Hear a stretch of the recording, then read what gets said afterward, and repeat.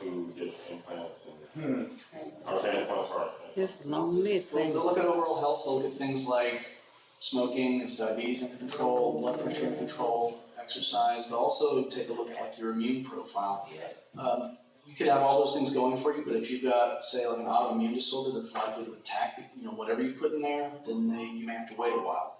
Like we had one guy who had some, and we knew he had autoimmune. He never really mentioned specifically what it was, but he actually finally got one. He was fairly young, but for a while that kind of ruled him out for quite a bit of having it. So it's that as well. So availability of kidneys is another thing. So if there's less kidneys that are available, for whatever reason, the whole process slows down for everybody. Wow. My uncle was a boxer. He was a boxer trainer. And he's always been real fit and everything. And they told him that he was in kidney failure. He received the kidney and never went to dialysis. Wow. Sometimes they That was a blessing right there. He sure did. Man, that was awful quick. Never went to dialysis. And he got a kidney. Sometimes everything just lines up just right. We had a guy who, he was on dialysis for about a year, but he was, like, just this January, he kept saying, like, late December, 2025, can I get it, He had Parkinson's, he had a couple different things going on with him, but he went through the process, they got him on the list, like, third or fourth day in January, by the end of the month he had him. It was really fast. Wow. So, Yeah, Derek Johnson went out there now. yeah, I don't think, he might have gone, 6 months? It was So, 6 I months. don't think it was a year, yeah. Yeah, it was- You got money. That had a kidney. But she was hard-headed. She would eat this, starch, all those stuff. Yeah. And she got those big blisters all My over sister used to her eat, sister-in-law used to eat starch. body. He's not dead. Well, now, the best thing for us to do is change our way of eating, right? Eating and drinking, exercise, yeah, that'll cover the big, again, diabetes is the most prominent reason, so getting out of control. If you've already got it, taking, insulin, Yes. your doctor to get your sugar under control is, probably the fastest, best way to avoid. I never been on insulin and they told me to get off the pill, Two. cause mine goes low now. Mhm. And, I shouldn't have to take any, but many times it runs me up because Looks like you're recommending something. I had some cookies. Well, then you can't eat no cake today, then. Can't you, guys? So what about living donors? Oh, there's a lot of times it's family members, some people just feel moved to donate without even having a recipient in mind. It's fewer and far between, but a lot of times family members will donate. What kind of strain does that put on another person who gives a kidney? What kind of strain does that put on their other kidney? Generally, as long as their kidney, one kidney, single kidney is working just fine, they really don't notice that much of an issue. Again, the risk is if something happens, trauma, sickness, illness, anything like that, otherwise, because, like I said earlier, 12 hours a week Uh-oh. That's your wife. 12 hours a week of dialysis, What that's supposed to be? it's equivalent to having a quarter of one kidney, so you're getting like an eighth of your normal total function. So if you've got 50% of your function, you're still doing So like to be a living donor, like you have to be in good health wise.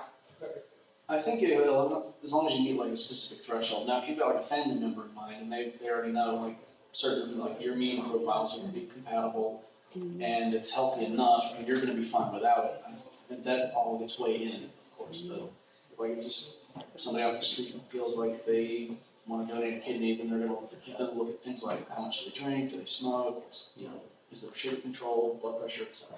Yeah, blood pressure. Blood pressure is number one to blow your kidneys out too. A lot of people I talked to, a lot of friends of mine, people that I rode up around, they said, well, I was talking to this guy one time, years ago, and he went on dialysis. He said, well, man, my blood pressure will blow my kidneys out. Yeah, and blood pressure is kind of a downward spiral, in fact. Got to watch that blood pressure, don't you? Kidneys help control the blood pressure, so if they start getting damaged and they aren't able to control it as much, then it just keeps getting more out of control, and it's just a cycle. So I know you said high blood pressure can, mess up your kidneys too. How about medications? So Medication. reactions to medications, certain medications are, like I've got ADHD medications, and I've got to worry about my liver, not necessarily kidneys, but my liver, I can get that tested more often. So different medications can, Oh, no. yeah, so, I didn't know that, because her son is on medication, and she's on medication, so. so your doctor, you can always check with your doctor, they should cover that beforehand. It's always a risk versus benefit thing, like, is it more likely, it's definitely not certain, like, I've been taking these meds for, I always ask my doctor to make sure she check and make sure I can take the medication with my blood thinner. And so they don't coincide with each other, whatever. Well, one more question, I don't know if anybody else, it had anything, so we can wrap it on up. Listen, Mom. Yeah, African some of American, we are the most prominent for this disease, right? It's us, them Mexicans, and them Asians.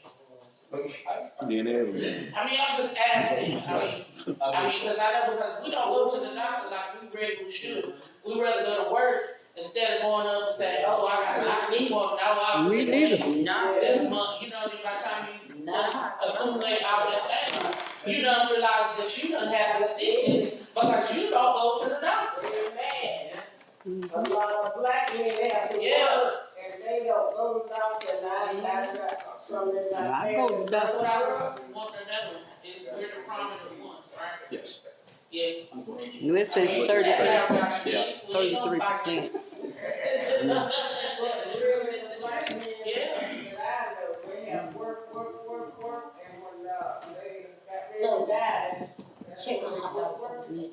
And that's reflected in a lot of groups too. Like, we've got a lot of Hispanic guys, so they're younger and they've worked They're themselves. young, yeah. They work themselves in construction jobs. One does masonry stuff in halls. Yeah.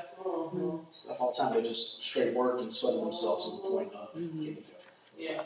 There's men out there that care about their family, and then some is not. And, they just work themselves and they could die. Yeah, you right. But I mean, us as people, us as this race, we have to be mindful and go, to get checked. I go to the doctor, and I don't care if I go to the doctor, if something wrong with me, I go to the doctor, I don't care if you get tired of seeing me, you just, if I feel like something, because we should know our body better than anybody and be able to tell you, hey, I'm coming in, this is what I'm having. Because I was in the hospital last year and went for a cough, went for upper respiratory pneumonia, whatever. Well, with the CT scan, they picked up and, it picked up my lungs and my abdomen. And of course, they see that I have a hemangioma on my liver. And they were surprised, but I already knew that it was there. Yeah. Because I've been to the doctor, I know it was there, and it wasn't a problem. So,